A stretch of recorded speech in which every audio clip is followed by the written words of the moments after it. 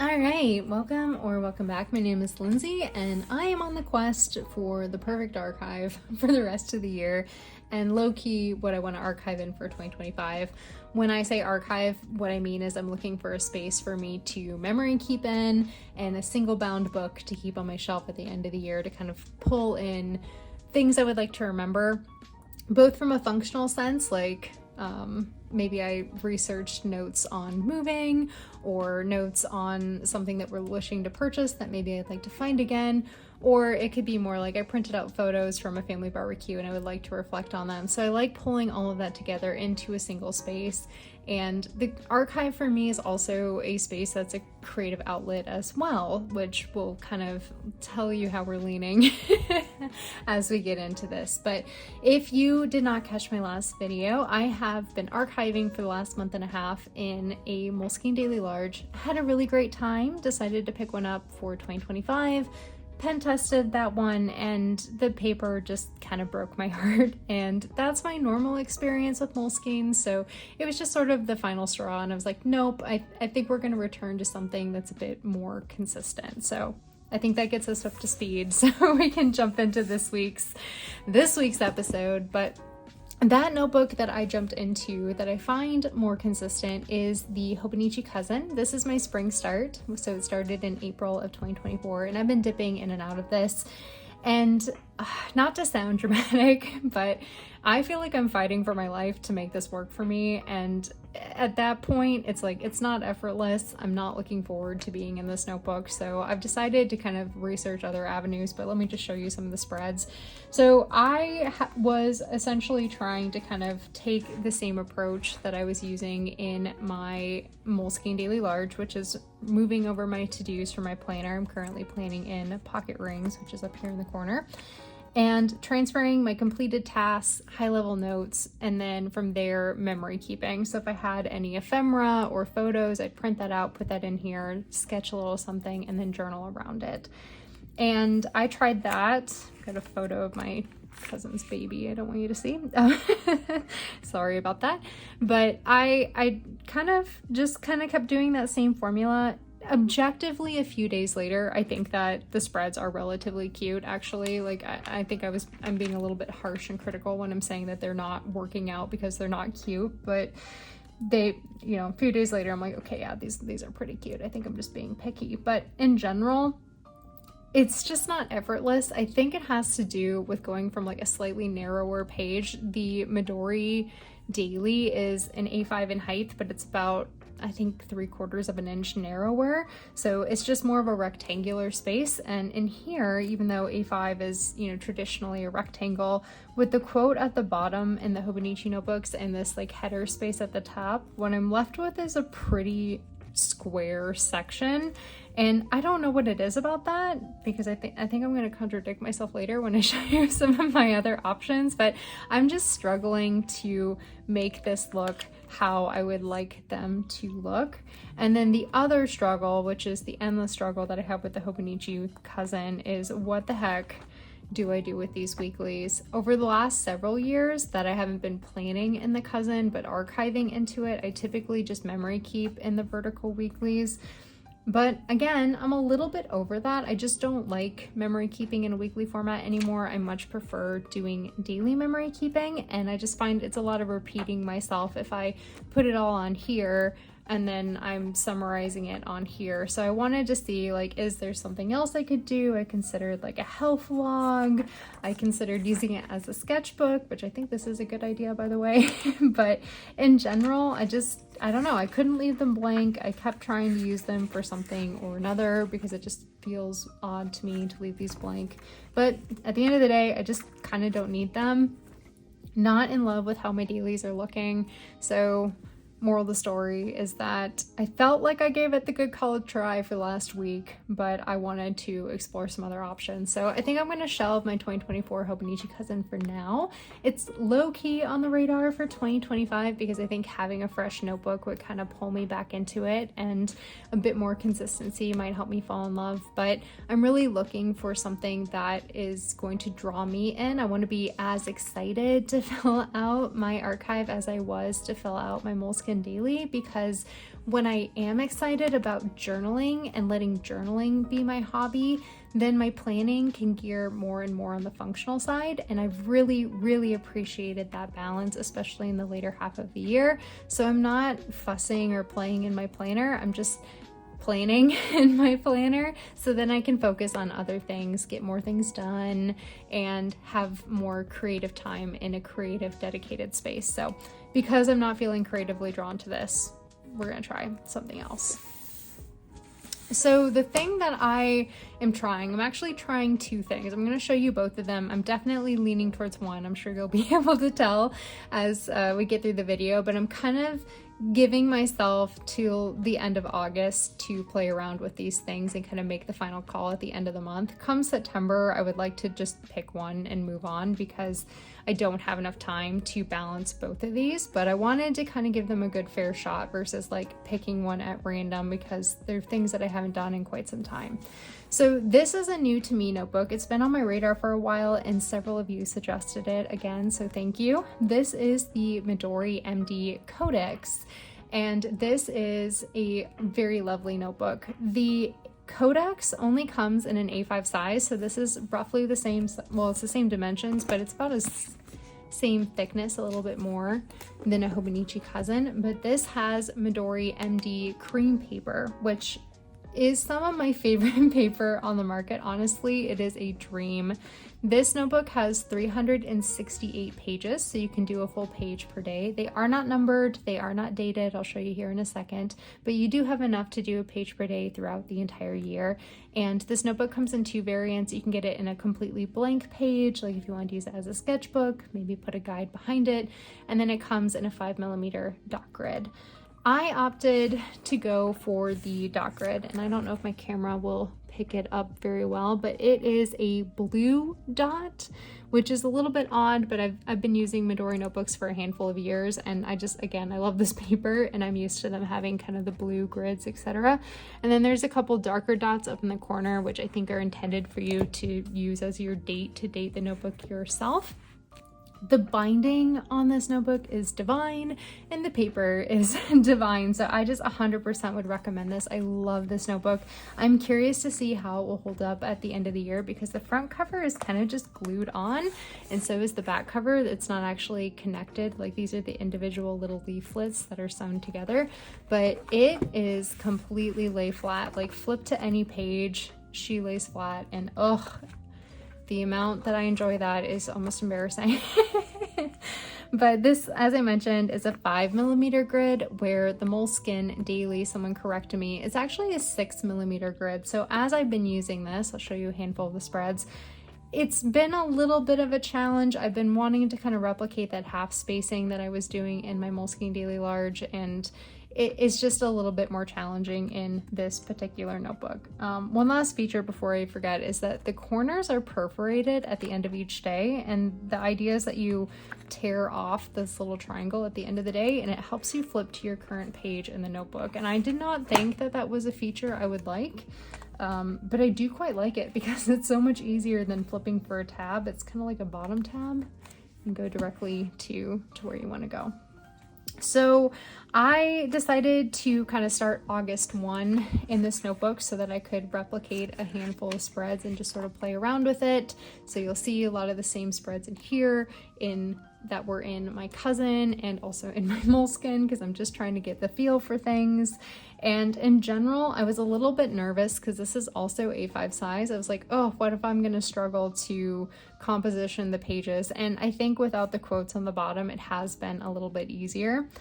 I have been stamping in the dates. The stamp I use is the Trodat Printy. Let me reach for it before I forget. It's this guy here.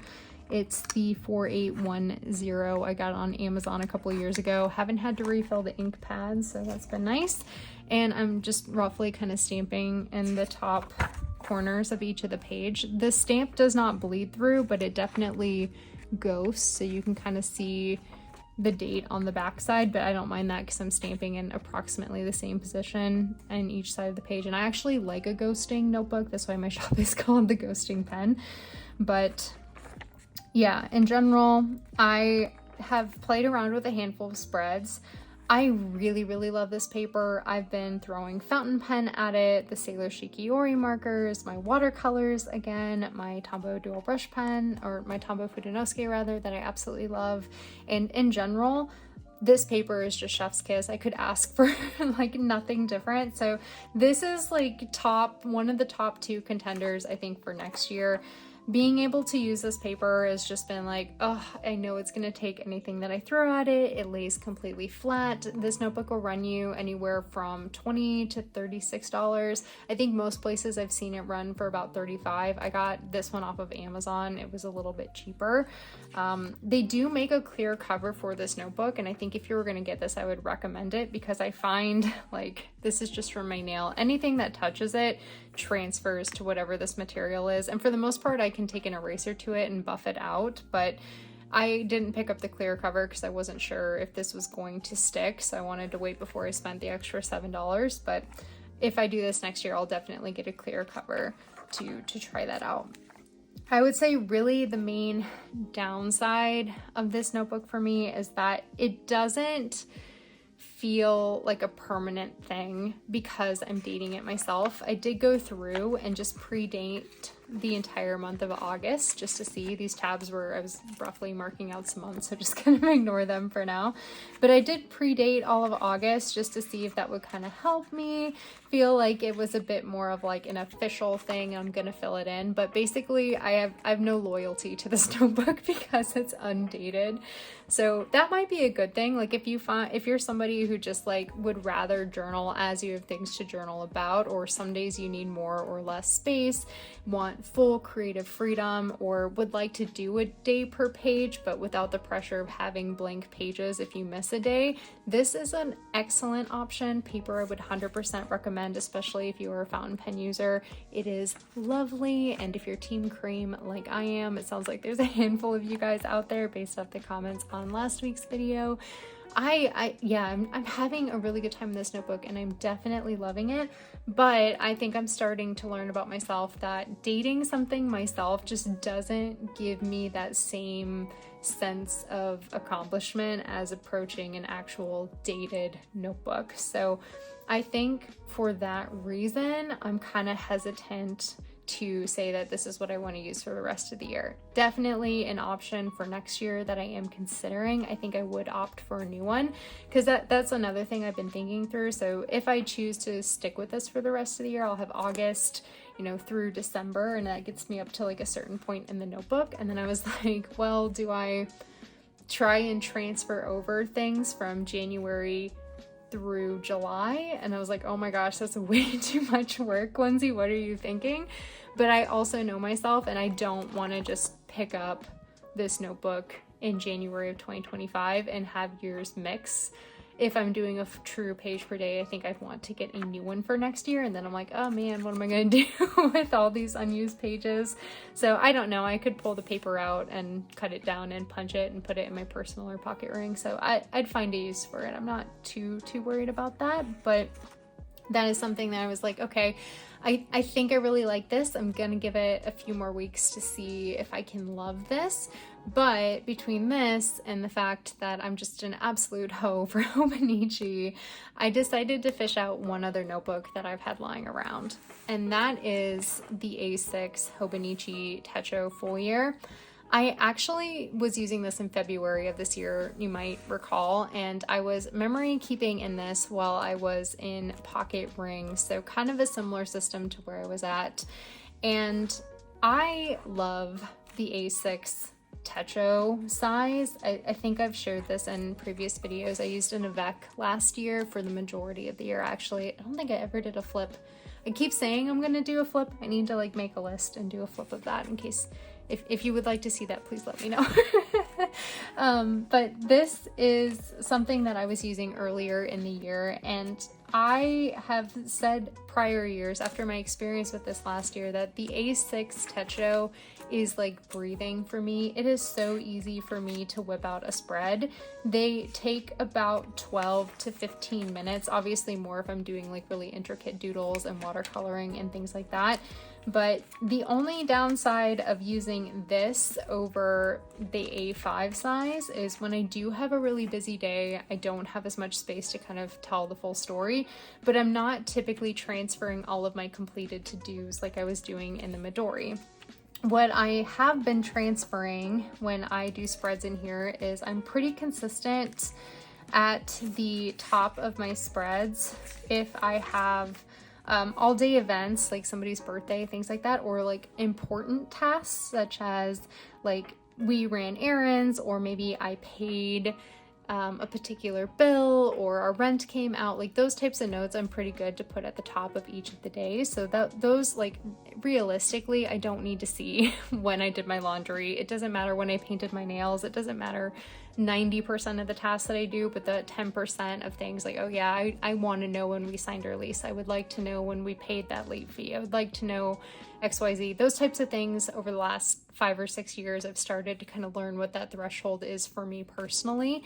And I'm pretty good about marking those things up here and even on my monthly spreads as well. So the A6 techo has a lot of appeal to me because it is dated, and I didn't quite realize that I like having that pressure to help me stay consistent. It just feels a bit more rewarding to go in and fill out a dated page. I don't know what it is.